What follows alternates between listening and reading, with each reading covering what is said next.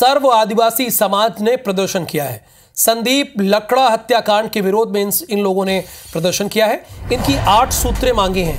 8 सूत्रीय मांगों को लेकर ये धरने पर बैठ गए हैं। इनका कहना है कि पहले हमारी 8 सूत्रीय मांगों को आप सुनिए, पूरा कीजिए। मुख्य आरोपी को गिरफ्तार करने की मांग है। इन 8 सूत्रीय मांगों में मांग पूरी होने पर ही अंतिम संस्कार होगा, ये परिजन कह रहे हैं। पीड़ित परिवार को 2 करोड़ रुपए का मुआवजा भी देने की मांग है। संदीप लकड़ा का अभी तक नहीं हुआ है अंतिम संस्कार। ये हम आपको जानकारी दे दें कि 6 सितंबर को संदीप का शव मिला था और आज तो 13 तारीख हो गई है, लेकिन अब तक अंतिम संस्कार नहीं हुआ है। सर्व आदिवासी समाज लगातार प्रदर्शन कर रहा है। संदीप लकड़ा हत्याकांड के विरोध में प्रदर्शन हो रहा है और अब तो इनका कहना है कि हमारी ये 8 सूत्रीय मांगे हैं और इन 8 सूत्रीय मांगों को आप पूरा कीजिए। जैसे मुख्य आरोपी को गिरफ्तार की मांग और इसके साथ 2 करोड़ रुपए के मुआवजे की भी मांग की जा रही है। हमारे संवाददाता अभिषेक वहां मौके पर पहुंचे। उन्होंने परिजनों से बातचीत की, पुलिस अधिकारियों से बातचीत की, तब जाके उन्होंने अपनी एक रिपोर्ट तैयार की है और हमें फोनो दे रहे हैं, यानी फ़ोन पर आपको बताएंगे। संदीप, जो कुछ भी आप वहाँ देख रहे हैं, ये स्थिति क्यों बनी है, वो आप हमारे दर्शकों को एज इट इज़ बताइए। देखिए, ये जो राहुल, ये जो बड़ा हत्याकांड सामने आया था और सबसे बड़ी बात ये कि इसमें बड़ी साजिश रची गई थी। 6 जो जून है, 7 जून को जो है वो संदीप लकड़ा नाम का जो युवक होता है, जो राजमिस्त्री का काम करता है, वो लापता हो जाता है और उसके ठेकेदार के द्वारा दूसरे दिन एक रिपोर्ट लिखाई जाती है कि जो संदीप है उसने छड़ और सीमेंट की चोरी कर ली है।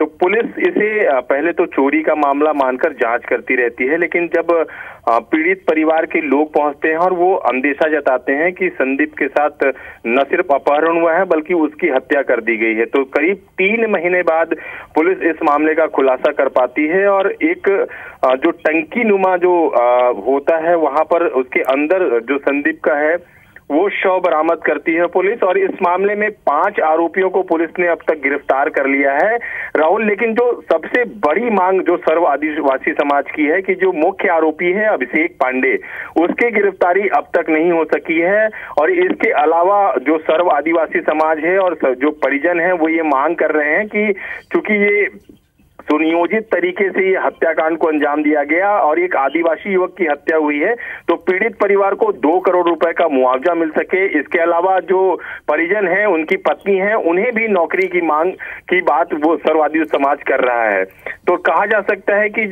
ये जो अच्छा अभिषेक, मैं थोड़ा इंटरप्ट कर रहा हूँ, चूंकि आप ग्राउंड पर हैं, आप बेहतर। ये संदीप की डेड बॉडी जो है वो 6 तारीख को पाई गई थी, आज 13 तारीख, यानी अब तक अंतिम संस्कार नहीं हुआ।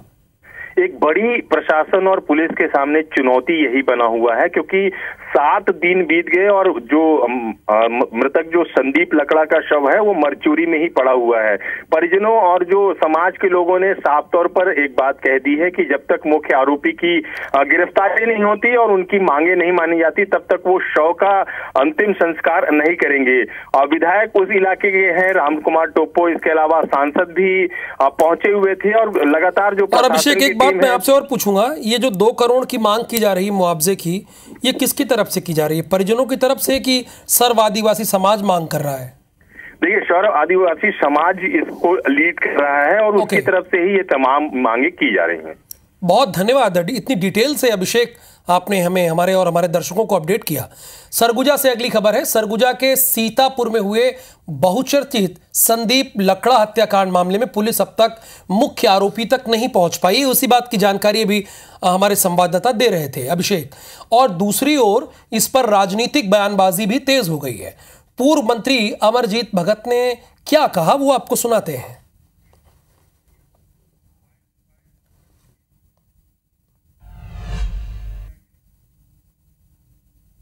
विधायक जी नया है और सैनिक का नौकरी छोड़ करके आए हैं। कई बार लेफ्ट राइट करते हुए दिखते हैं, तो मैं सोचता हूं कि कुछ अच्छा कर रहे हैं। और कई बार सुनने को मिलता है कि रात को घूमते हैं, तो रात को घूमते हैं तो अपराध पे नियंत्रण लगना चाहिए। चुनाव का रिजल्ट जैसे ही आया विधानसभा का, उसके बाद पूर्व मंत्री जी क्षेत्र में दिखाई नहीं दिए। कई लोगों ने टिप्पणी भी किया कि मूंछ कटाना होगा, शायद इसलिए नजर नहीं आ रहे हैं। लेकिन आज जब केस सोल्व होने के कगार में है, उस समय इस मामला को राजनीतिक तूल देने का काम कर रहे हैं, जो कि बिल्कुल भी गलत है। अफसोस होता है इस विषय को सुनकर कि यदि पूरी कार्रवाई की होती तो खून का चिट्ठी रामकुमार टोप्पो के पास नहीं जाता।